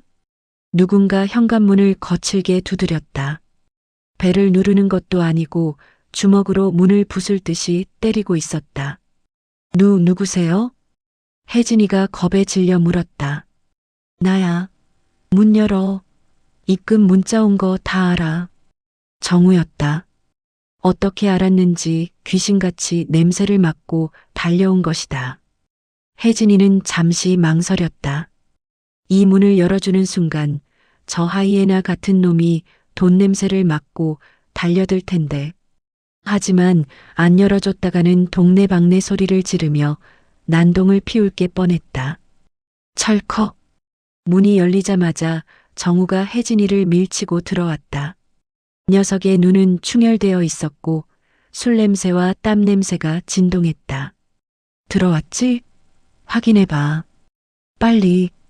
정우가 혜진이의 휴대폰을 낚아챘다. 화면에 찍힌 50억이라는 숫자를 보자마자 녀석의 입이 귀에 걸렸다. 크아하. 진짜네. 진짜 들어왔네. 야, 민석이 형 목숨값이 꽤 짭짤하네 그래. 말 조심해. 누가 듣겠어. 혜진이가 정우의 팔을 잡아 끌며 창문을 닫았다. 듣긴 누가 들어. 야, 일단 약속대로 40억 내놔. 나 지금 사채업자들한테 시달려서 죽기 일보 직전이라고. 정우가 손을 내밀었다. 하지만 혜진이는 뒷걸음질 쳤다. 40억은 무슨 40억이야? 당신 미쳤어? 우리 반반하기로 했잖아. 뭐? 이 여자가 진짜 돌았나? 내가 밀었잖아.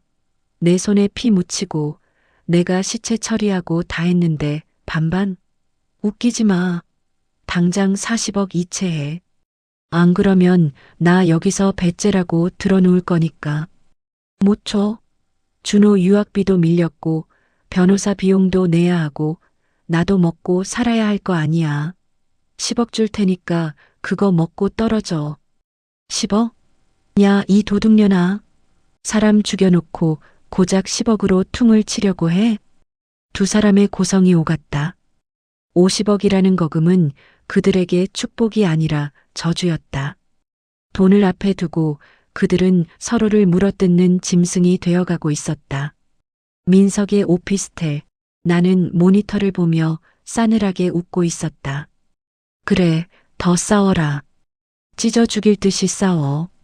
하지만 내 계획은 단순히 그들이 돈 때문에 싸우게 만드는 것에서 끝나지 않았다.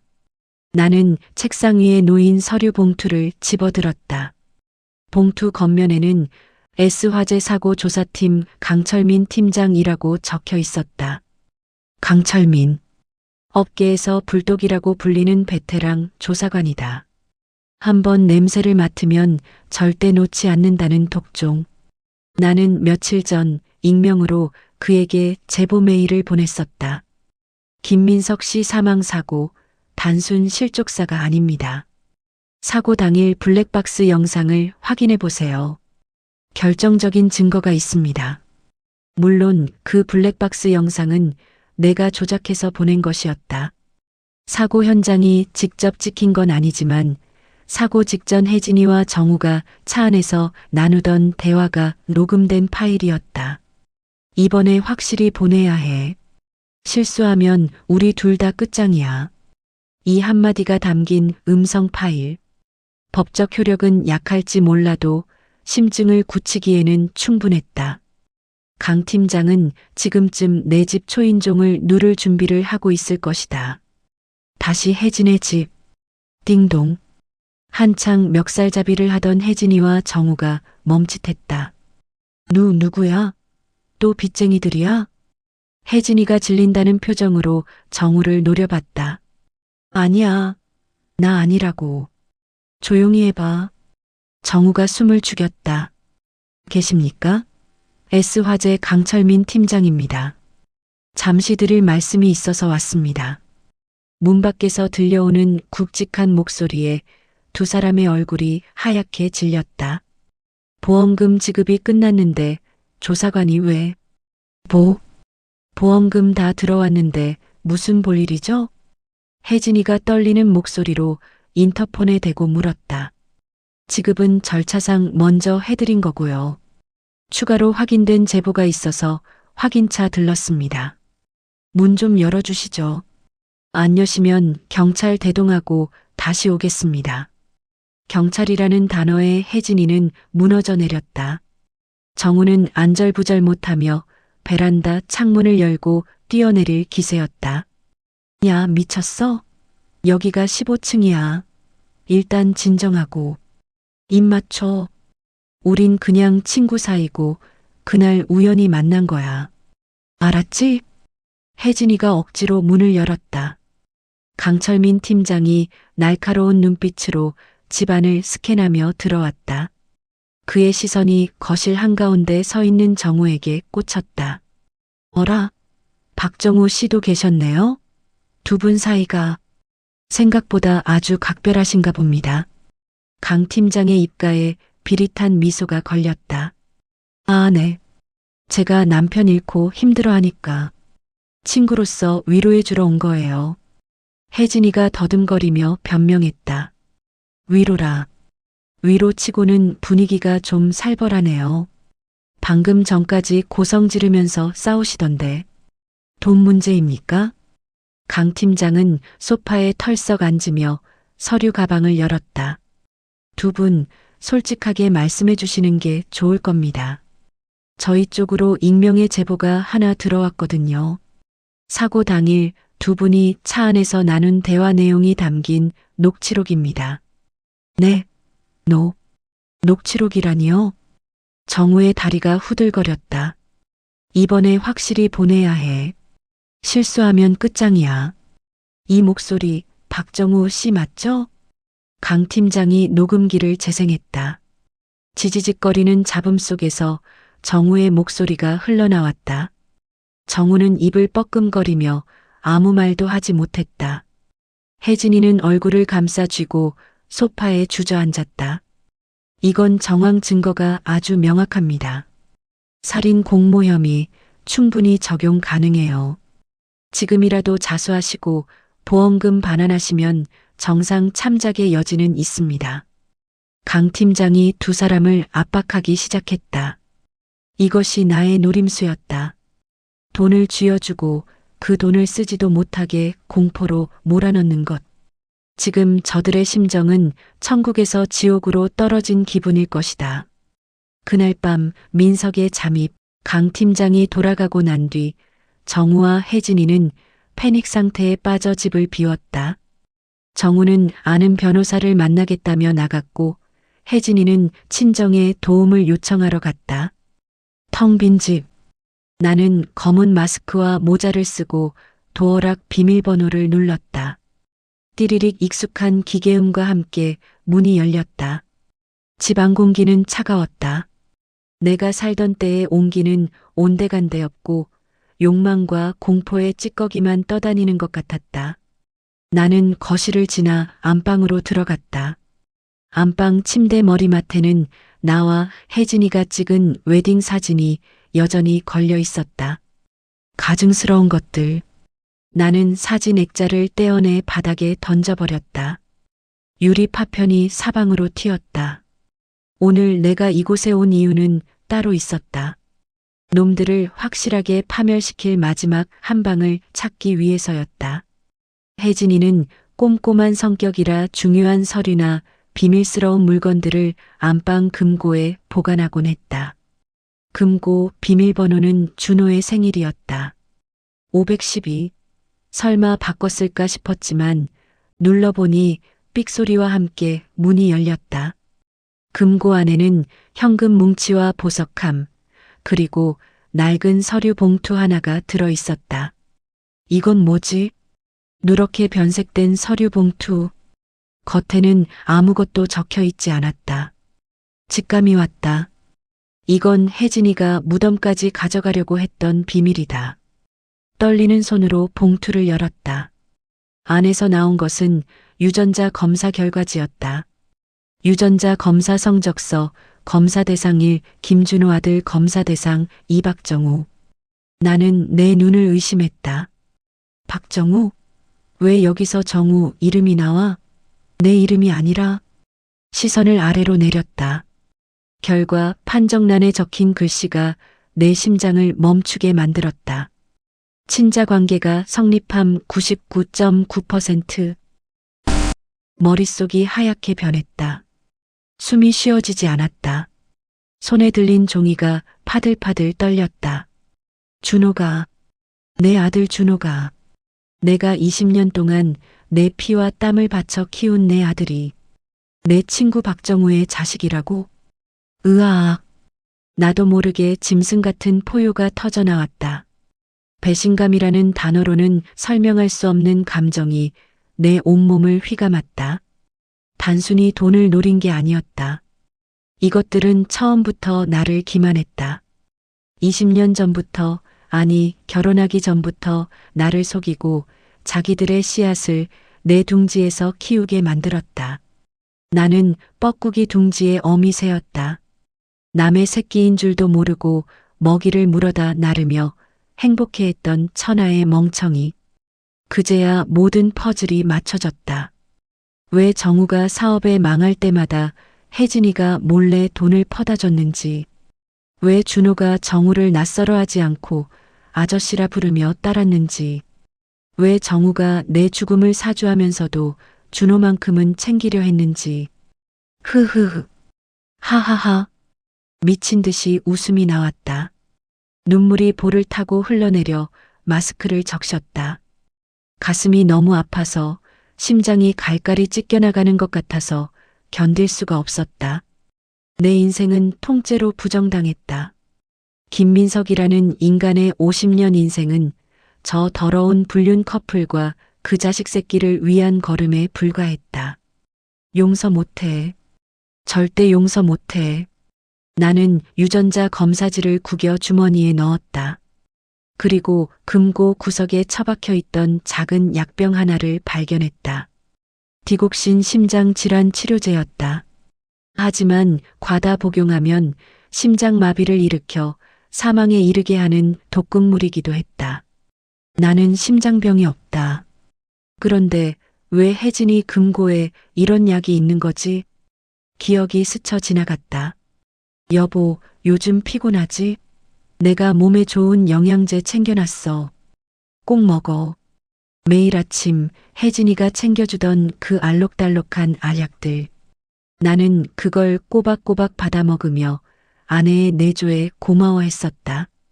그게 영양제가 아니었구나.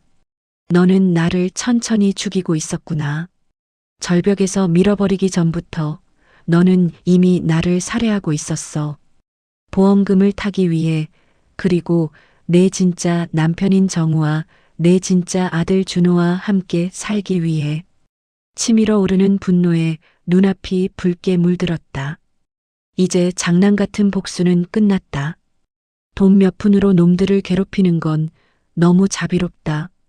나는 주방으로 가서 식칼을 집어들었다.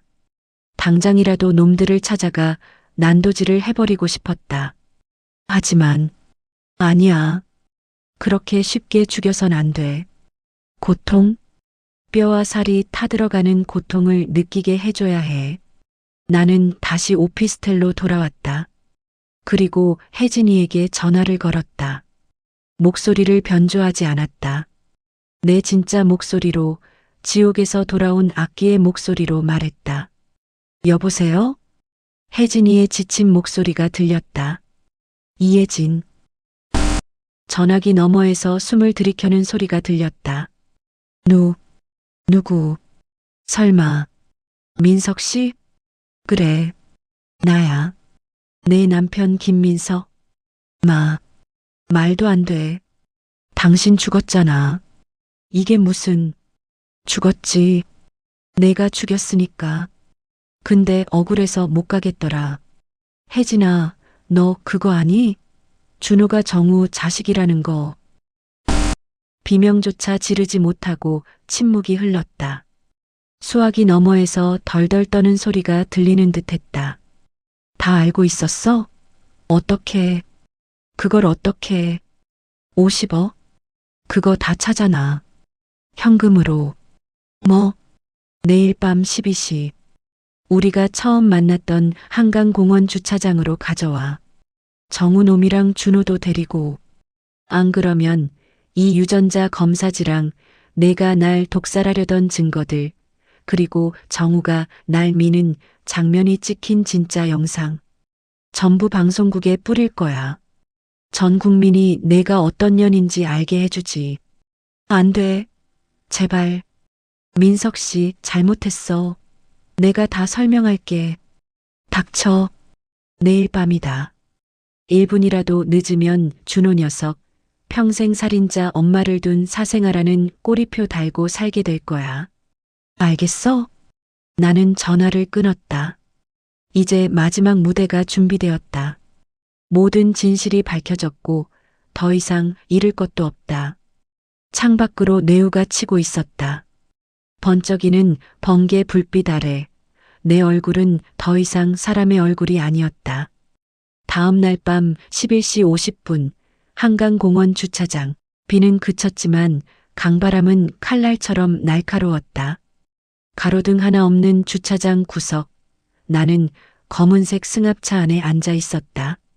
조수석에는 내 전 재산이나 다름없는 현금 50억이 든 여행 가방 5개가 실려 있었다. 혜진이가 가져온 돈이 아니었다. 혜진이는 50억을 인출하려 했지만 거액의 현금 인출은 사전 예약이 필요해 불가능했을 것이다. 그래서 나는 내가 미리 준비한 가짜 돈 가방을 미끼로 놈들을 불렀다. 물론 놈들은 그 가방 안에 진짜 돈이 들어있는지 신문지가 들어있는지 알 길이 없다. 그저 탐욕에 눈이 멀어 달려들 것이다. 붕. 멀리서 헤드라이트 불빛이 보였다. 혜진이의 흰색 세단이었다. 차가 내 앞 10m 거리에 멈춰섰다. 잠시 정적이 흐르더니 문이 열리고 세 사람이 내렸다. 혜진, 정우, 그리고 준호. 혜진이는 모자와 마스크로 얼굴을 꽁꽁 싸맸고 정우는 야구 방망이를 손에 쥐고 있었다. 준호는 껄렁한 자세로 주머니에 손을 찔러 넣고 껌을 씹고 있었다. 아빠, 진짜 온 거야? 아, 귀찮게 진짜. 준호의 투덜거리는 목소리가 열린 창틈으로 들어왔다. 저 녀석은 아직 상황 파악이 안 된 모양이다. 자기가 지금 지옥의 입구에 서 있다는 것을. 나는 차 문을 열고 천천히 내렸다.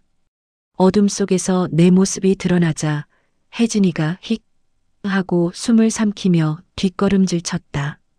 정우는 야구 방망이를 고쳐쥐며 긴장한 기색이 역력했다. 왔구나. 반갑다. 내 가족, 그리고 내 친구. 내 목소리는 차분했다. 너무 차분해서 나조차 소름이 돋을 정도였다.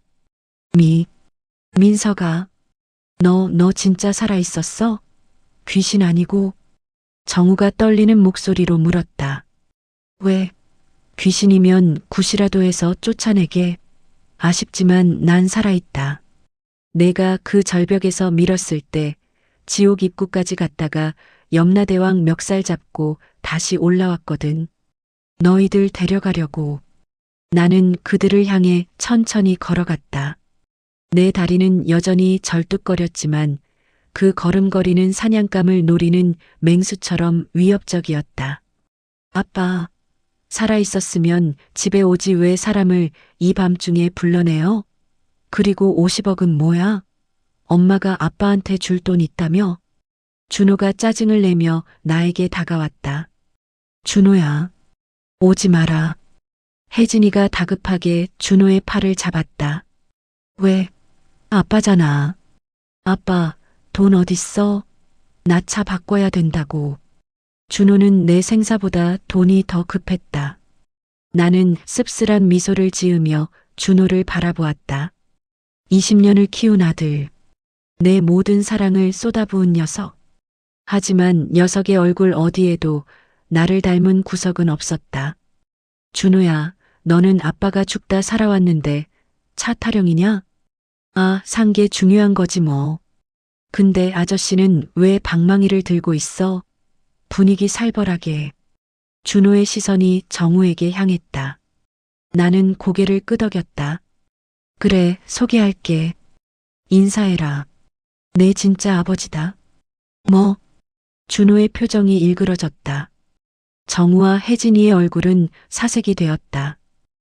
민석 씨, 그만해. 애 앞에서 무슨 소리를 하는 거야. 혜진이가 비명을 질렀다. 왜? 감동적인 상봉이잖아. 정우야, 뭐하냐? 아들이 보고 있는데. 내가 내 애비다라고 말해줘야지. 20년 동안 친구 마누라랑 놀아나면서 몰래 키운 내 새끼잖아. 나는 품 안에서 구겨진 유전자 검사지를 꺼내 준호 얼굴에 던졌다. 종이가 바람에 펄럭이며 준호의 가슴팍에 맞고 떨어졌다. 준호가 떨리는 손으로 종이를 주워들었다. 이게 뭔데? 종이를 읽어내려가는 준호의 눈이 점점 커졌다. 친자관계 성립. 그 짧은 문장이 녀석의 뇌를 강타했다. 엄마, 이게 뭐야? 내가 이 아저씨 아들이라고? 아빠 아들이 아니라? 준호가 혜진이를 쳐다봤다. 혜진이는 고개를 숙인 채 아무 말도 하지 못했다. 그것은 긍정이었다. 아니, 이게 뭐냐고. 내가 왜 저런 양아치 같은 아저씨 아들인데. 준호가 소리를 지르며 정우를 밀쳤다. 정우가 당황하며 준호를 잡으려 했다. 준호야, 그게 아니라. 아빠가 설명할게. 너 유학 보내주고 뒷바라지한 거 다 아빠가 신경 쓴 거야. 누가 아빠야? 닥쳐. 더러워 진짜. 준호는 침을 뱉었다. 개판이었다. 콩가루 집안의 화려한 막장이 내 눈앞에서 펼쳐지고 있었다. 자, 감동적인 가족 상봉은 나중에 하고 본론으로 들어가자. 나는 승합차의 뒷문을 활짝 열었다. 가로등 불빛이 없어도 희미하게 보이는 가방들의 실루엣. 여기 50억 있다. 세 사람의 시선이 동시에 가방으로 쏠렸다. 방금까지 출생의 비밀 때문에 난리를 치던 준호조차 눈이 돌아갔다. 정우는 침을 꼴깍 삼켰다.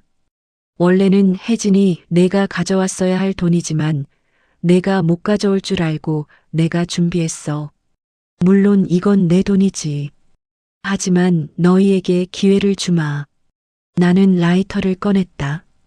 치익하는 소리와 함께 작은 불꽃이 피어올랐다. 이 돈 가지고 싶지? 이거면 너희 셋 한국 뜨고 떵떵거리며 살 수 있잖아. 정우 너 빚도 갚고, 준호 너 스포츠카도 사고, 혜진이 너 명품도 휘두르고. 민서가 너 그거 진짜 줄 거야? 친구끼리 좋게 해결하자. 응? 정우가 비굴한 웃음을 지으며 다가오려 했다. 가까이 오지 마. 불 붙여버린다. 내가 라이터를 가방 쪽으로 가져가자 정우가 기겁하며 멈춰섰다. 조건이 있어. 조건이 뭔데? 말만 해. 다 들어줄게. 혜진이가 울먹이며 말했다. 여기 경찰서 가는 길 차로 10분 거리야. 지금부터 10분 줄게. 셋 중 한 명이 자수해. 내가 꾸민 일이고 나머지 두 사람은 아무 죄 없다고. 혼자 모든 죄 뒤집어 쓰고 감방 가는 사람 빼고 나머지 둘이 이 돈 가져가. 침묵, 바람 소리만 들려왔다. 자, 누가 갈래? 정우야, 내가 가라. 내가 주동자잖아. 사랑하는 여자랑 아들을 위해서 그 정도 희생은 해야지. 남자답게. 나는 정우를 보며 비웃었다. 정우의 눈동자가 흔들렸다. 아, 아니. 민서가 솔직히 말해서 내가 죽이자고 한 거 아니야. 재수 씨가 먼저 그랬어. 내가 죽어야 보험금 나온다고 매일 밤 나한테 징징거린 건 재수 씨라고. 정우가 혜진이를 가리키며 소리쳤다. 뭐? 야, 박정우. 내가 빚 때문에 죽겠다고 징징거려서 내가 동조해 준 거잖아. 내가 절벽에서 밀었잖아. 살인자는 너야. 혜진이가 악을 썼다. 엄마, 아빠. 아니, 아저씨. 둘 다 시끄럽고.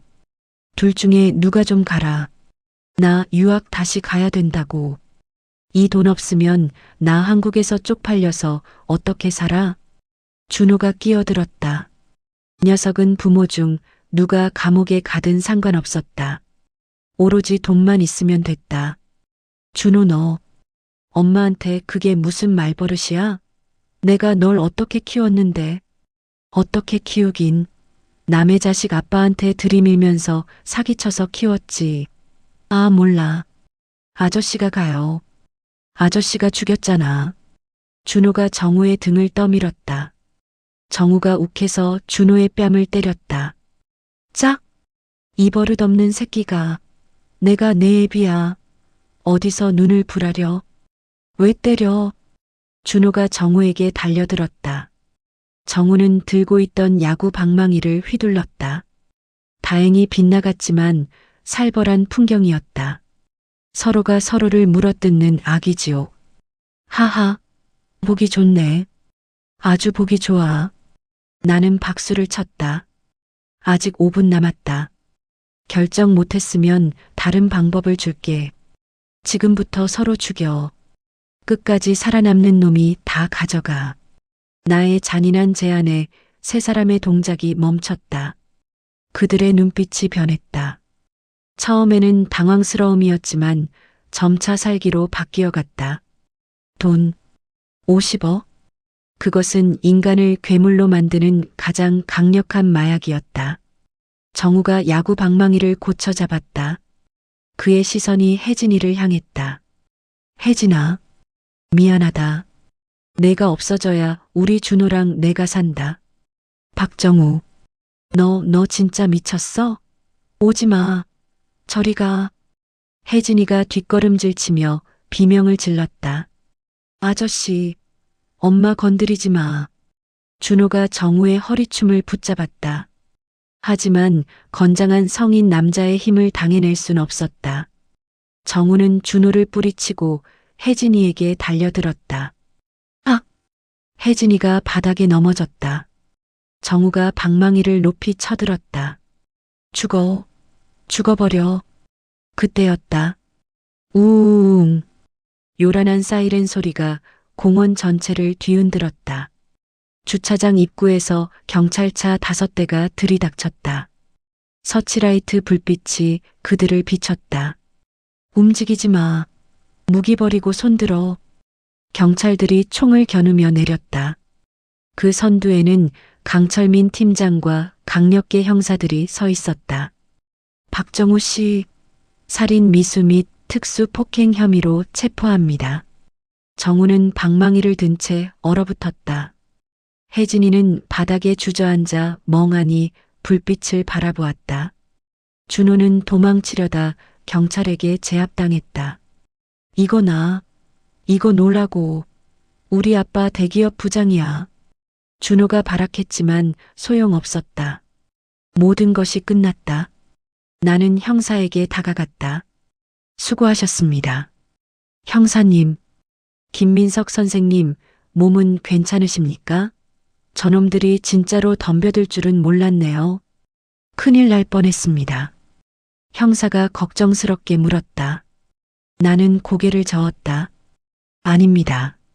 덕분에 제 인생의 오점을 깨끗하게 도려낼 수 있게 되었네요. 경찰에게 연행되어 가는 세 사람. 정우가 나를 돌아보며 소리쳤다. 아, 김민석, 너 이 새끼 함정이었어? 친구를 팔아넘겨 50억 내놓고 가. 내 돈 내놔. 혜진이는 나를 쳐다보지도 못했다. 고개를 푹 숙인 채 흐느끼며 끌려갔다. 나는 그들의 뒷모습을 보며 승합차 뒷문을 닫았다. 가방 안에 든 것은 돈이 아니었다. 헌 신문지 뭉치와 내가 그동안 모아온 그들의 불륜 증거, 횡령 자료, 그리고 내 20년의 허무한 추억들이 담긴 사진들이었다. 태워버리려 했지만 그럴 가치도 없었다. 쓰레기는 쓰레기통에 버려야지. 비가 다시 한 방울씩 떨어지기 시작했다. 내 얼굴 위로 흐르는 것이 빗물인지 눈물인지 알 수 없었다. 시원했다.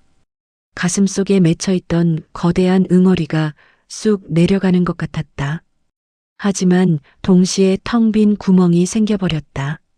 복수는 끝났지만 내 인생은 이제 텅 비어버렸다.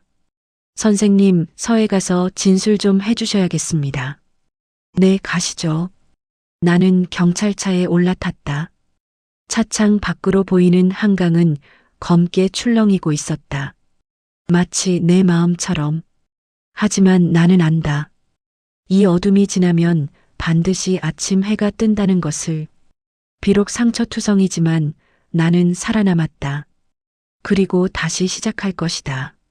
내 진짜 인생을. 사건 종결 6개월 후 서울중앙지방법원 피고인 박정우를 징역 25년에 피고인 이혜진을 징역 20년에 처한다.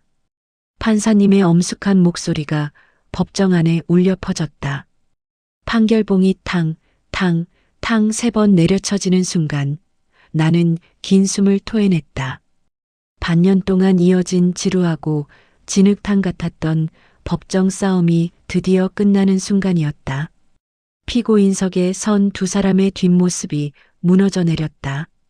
박정우는 고개를 떨군 채 어깨를 들썩였고 이혜진은 믿을 수 없다는 듯 판사님을 향해 소리쳤다. 판사님, 억울합니다. 저는 다 박정우가 시켜서 한 거예요. 저는 남편을 죽일 생각까진 없었다고요. 조용히 하세요. 증거가 차고 넘칩니다.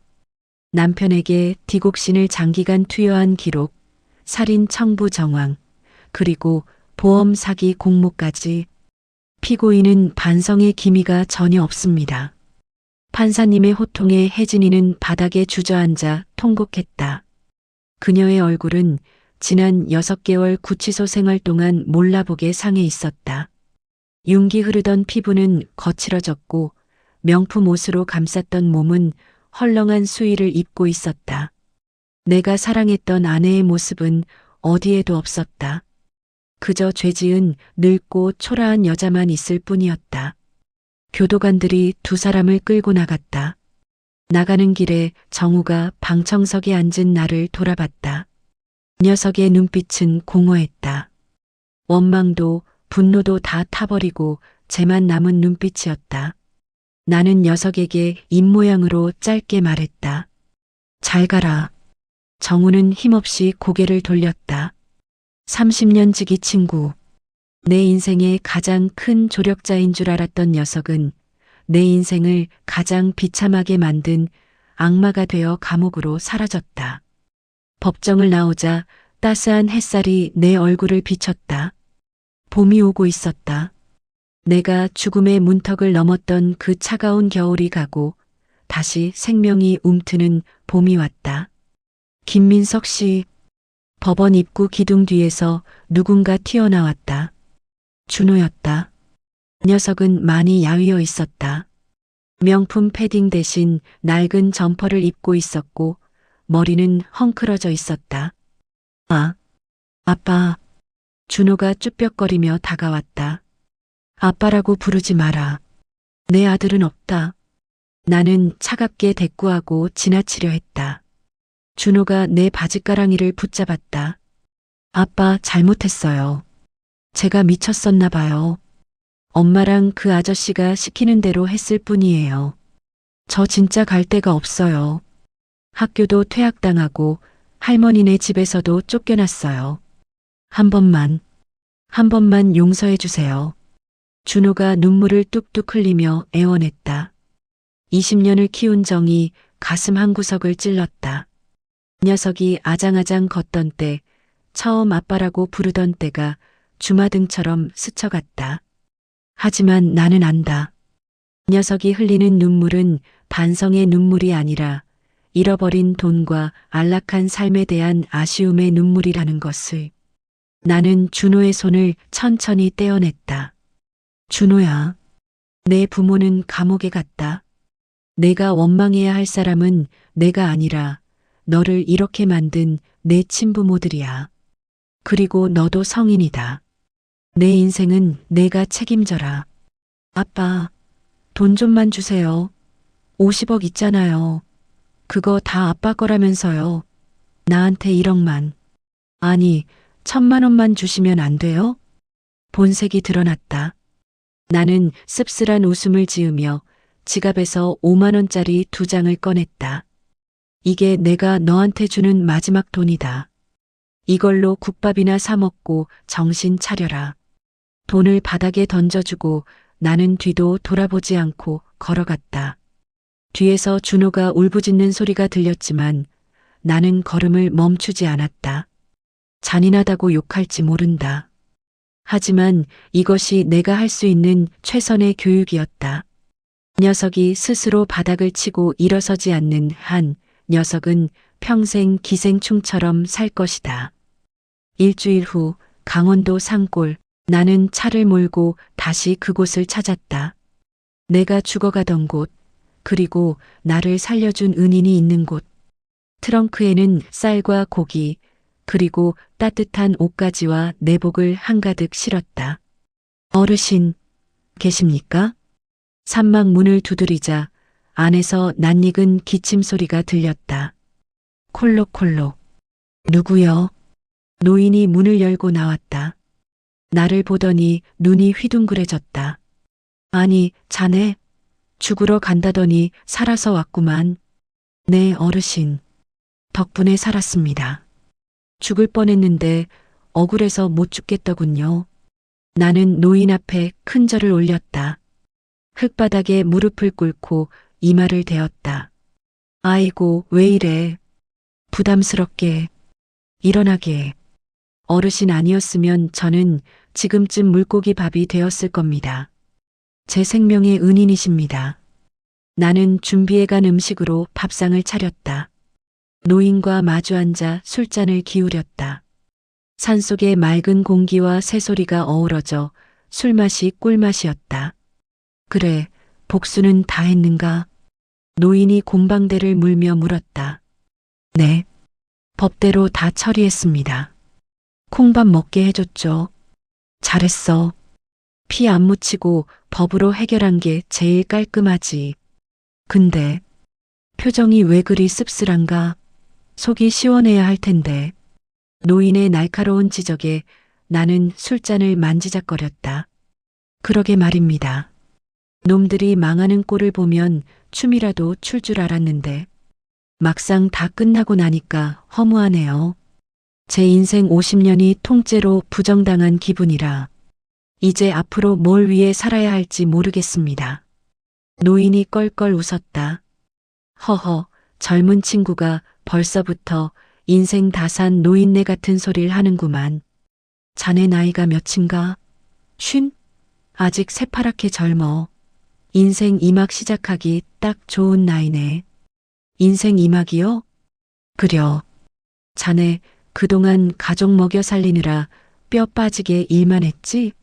자네 자신을 위해 살아본 적 있어? 없지? 이제부터 하면 되네. 맛있는 거 먹고 좋은 거 보고 가고 싶은데 가고. 그게 진짜 복수야.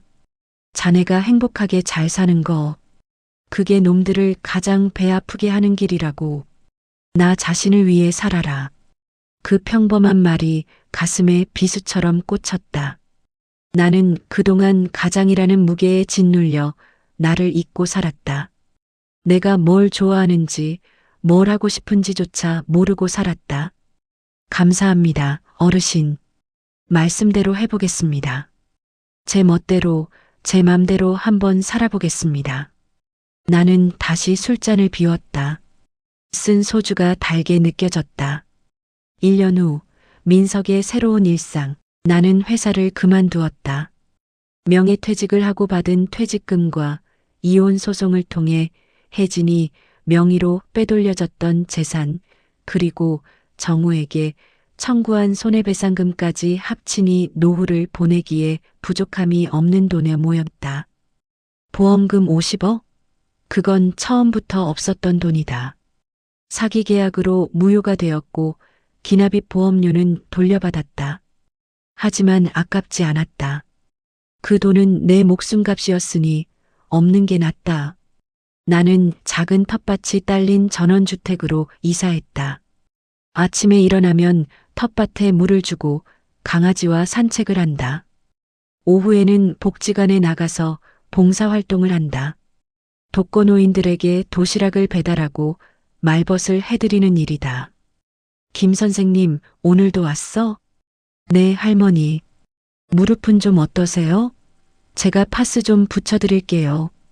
사람들의 따뜻한 미소를 볼 때마다 내 마음속 상처도 조금씩 아물어가는 것을 느낀다. 예전에는 돈을 벌어다주는 기계였지만 지금은 누군가에게 따뜻한 밥 한 끼를 전해주는 사람이 되었다. 이 삶이 훨씬 더 가치 있고 행복하다. 가끔 밤에 혼자 술을 마실 때면 옛날 생각이 나기도 한다. 하지만 더 이상 슬프지 않다. 분노도 치밀지 않는다. 그들은 그들의 죗값을 치르고 있고 나는 나의 삶을 살고 있다. 우리는 철저하게 남이 되었다. 그것으로 족하다. 어제는 준호에게서 편지가 왔다. 교도소에 있는 혜진이 면회를 갔다가 내 생각이 나서 썼다고 했다. 공사판에서 막노동하며 지내고 있다고, 힘들지만 땀 흘려번 돈의 소중함을 알게 되었다고, 죄송하고 감사하다고 적혀 있었다. 답장은 하지 않았다. 하지만 편지를 찢어버리진 않고 서랍 깊숙이 넣어두었다. 언젠가 아주 먼 훗날 녀석이 정말로 사람 구실을 하게 되면 그때는 소주 한잔 할 수 있을지도 모르겠다. 창밖으로 붉은 노을이 지고 있다. 나는 커피 한 잔을 들고 테라스에 앉았다. 바람이 시원하다. 살아있다는 것, 내 의지대로 숨쉬고 움직일 수 있다는 것. 그것만으로도 얼마나 큰 축복인가. 나는 이제야 비로소 진짜 김민석으로 살아가고 있다.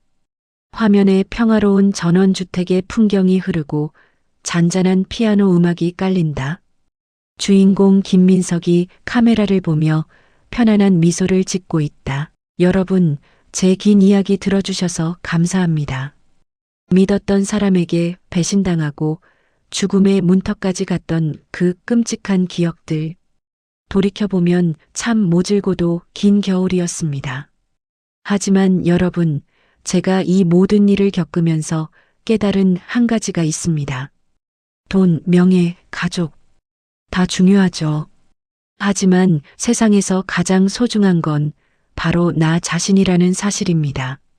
남을 위해 희생하는 게 사랑인 줄 알았습니다. 나를 버리고 가족을 위해 사는 게 가장의 의무인 줄 알았습니다. 그런데 내가 행복하지 않은데 누가 나를 귀하게 여겨주겠습니까? 무조건적인 믿음은 독이 될 수 있습니다. 가까운 사람일수록 더 살피고 아닌 건 아니라고 말할 용기가 필요합니다. 그리고 무엇보다 나 자신을 사랑하고 아껴주세요. 내 마음의 소리에 귀 기울이세요. 복수는 상대를 파멸시키는 것이 아닙니다. 상대방이 없어도 내가 보란 듯이 행복하게 잘 사는 것. 그것이 진정한 승리이자 최고의 복수입니다. 지금 힘든 시간을 보내고 계신 분들이 있다면 부디 포기하지 마십시오. 폭풍우가 지나가면 반드시 맑은 해가 뜹니다. 저 김민석이 그랬던 것처럼 여러분의 인생에도 반드시 따뜻한 봄날이 올 겁니다. 부디 건강하시고 행복하십시오. 여러분의 인생은 오롯이 여러분의 것입니다. 구독과 좋아요는 더 좋은 글을 위한 밑거름이 됩니다. 감사합니다.